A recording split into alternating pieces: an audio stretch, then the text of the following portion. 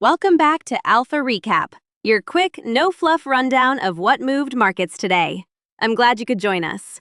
As always, if you have questions, you can reach us at stockalpha.ai. We recorded this after the close, so we'll walk through what happened today and why it mattered. Great to be here. Lots to unpack from a day where policy felt steady, but markets sent mixed messages. So first up, the Fed.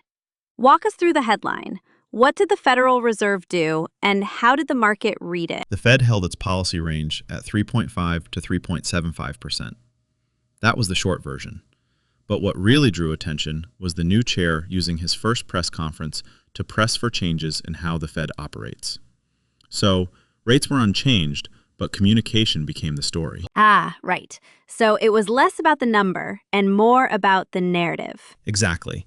Markets treated the decision as status quo on rates, but analysts noted that a still hawkish rate backdrop plus a high-profile chair pushing reforms added a fresh layer of uncertainty.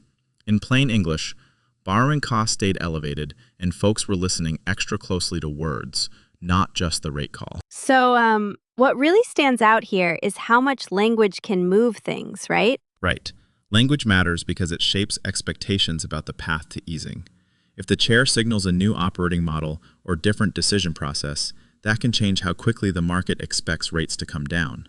That, in turn, ripples through rate-sensitive parts of the economy: mortgages, auto loans, credit cards. Got it. Now moving to corporate news. It felt like a very split day. Where did we see the biggest swings? We saw pronounced dispersion. A clear example was CarMax. They reported first quarter earnings and revenue that beat estimates, but the stock fell because the CEO rolled out a turnaround plan against visible margin pressure. That's a classic beat and bruise. The numbers were okay, but execution questions overshadowed the headlines. Beat and bruise. Say that again. Why does that happen? Because markets have moved beyond raw quarterly beats.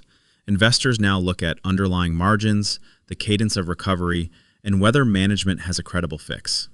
If the beat is shallow or there's margin compression, the market punishes uncertainty even after a beat. So a headline beat is necessary, but not sufficient. Makes sense. And then we had BMW, which didn't have a good day. BMW slumped to a 5-year low after cutting profit guidance. They cited a slowdown in China and disruption linked to the war in Iran. Guidance cuts are heavy. They're forward-looking and often more consequential than a single quarter miss. Not great for car makers, especially with global demand questions. Yeah, exactly. And in contrast, you had a small cap story, Cizzle Brands, reporting 253% revenue growth as it repositioned itself from a single product image to a vertically integrated sports nutrition platform. That forced some investors to rethink the stock's narrative. 253%. That's a headline grabber. Totally. But with vertical integration comes complexity. Owning manufacturing, distribution, and certification can expand gross margins, but also increases execution risk and capital needs. Analysts will be watching gross margin trends and customer acquisition economics closely. And we had some real lows, too. NRG Energy hit a 52-week low, right? NRG Energy hit a 52-week low of $120.11, trading down more than 20% year-to-date. And IQVIA fell to about $177.52 after a 6-month slide of about 19.8%. Those are examples of where momentum and fundamentals diverged within sectors. Oof. And then there was that microcap that just cratered. Yes, a microcap plunged about 67% to essentially zero on heavy volume. That's a stark reminder of liquidity risk and idiosyncratic moves in small stocks. Switching gears, biotech watchers had something to chew on, too. They did. Ocular Therapeutics signaled a regulatory filing target for a wet age-related macular degeneration drug in the fourth quarter of 2026. That creates a multi-quarter, calendarized catalyst that investors can model. For clinical stage biotech, filing dates are material. They turn nebulous progress into concrete time windows. Okay, and tech? I read that Intel started production on a new node. Correct. Intel began production of its advanced 18AP node, which underscores ongoing capital cycle developments in semiconductors. For long-term investors, node ramps change multi-year cash flow expectations, provided execution matches the roadmap. Let's talk about options and event risk. There was a Michael Burry note about SpaceX puts. Yes, he said SpaceX put options were too expensive. That highlights a broader theme. Markets are assigning sizable event risk to high-profile private and quasi-public names. Option prices can diverge from implied probability because of hedging demand and speculation. Implied volatility and skew matter a lot for anyone who uses options to hedge. So, explain implied volatility and skew in plain terms for listeners who might not trade options. Sure. Implied volatility is basically the market's expectation of how much a stock or asset could move. Skew describes how that expectation changes for downside versus upside moves.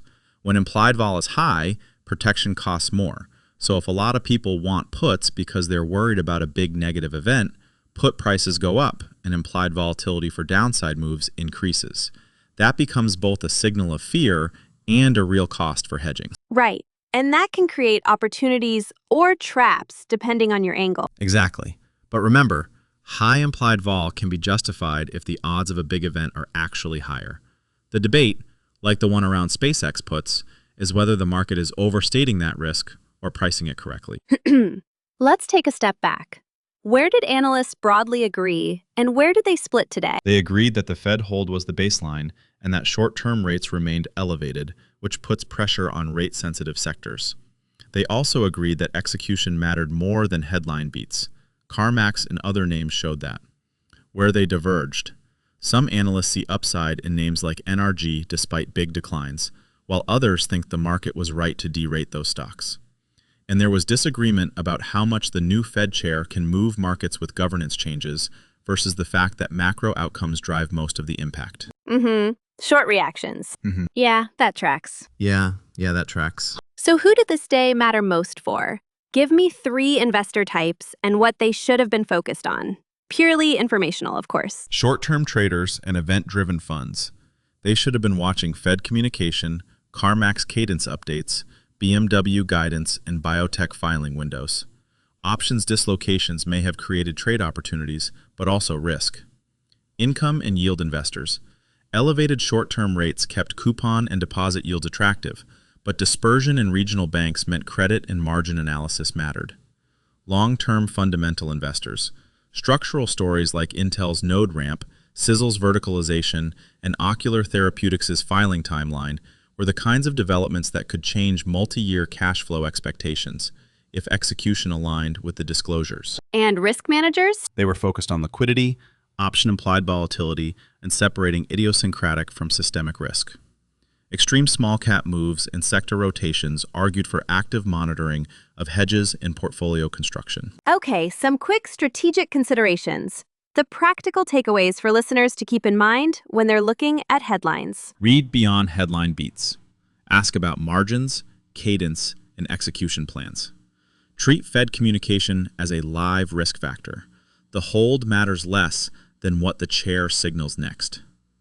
Monitor option market signals as they reflect both fear and hedging demand. And convert pipeline milestones into calendars for biotech and product launches. Dates matter because they create discrete events to model. I mean, when you step back and look at this, the market felt calm on headline rates, but nervous about execution and event risk. Exactly. That sums it up. Macro was steady, but company-level guidance and a more vocal Fed chair amplified dispersion. Quick reactions. 2 short ones. Honestly, I was a bit surprised by the size of some small cap moves. Yeah, same here. Right, and the other thing is the level of focus on language. That was notable. Time to wrap with 3 clear takeaways for listeners. Hit me. 1. The Fed held rates at 3.5 to 3.75%, but the new chair's rhetoric made communication the key risk. 2. Headline earnings beats no longer guaranteed upside. Margin trends and credible execution plans were the market's focus. 3. Event risk and option implied volatility mattered, both as signals and as practical costs for hedging, especially around high-profile names and biotech regulatory calendars. Perfect. Final note. This is all informational. Analysts note these dynamics to help frame risk and opportunity, not to recommend any actions.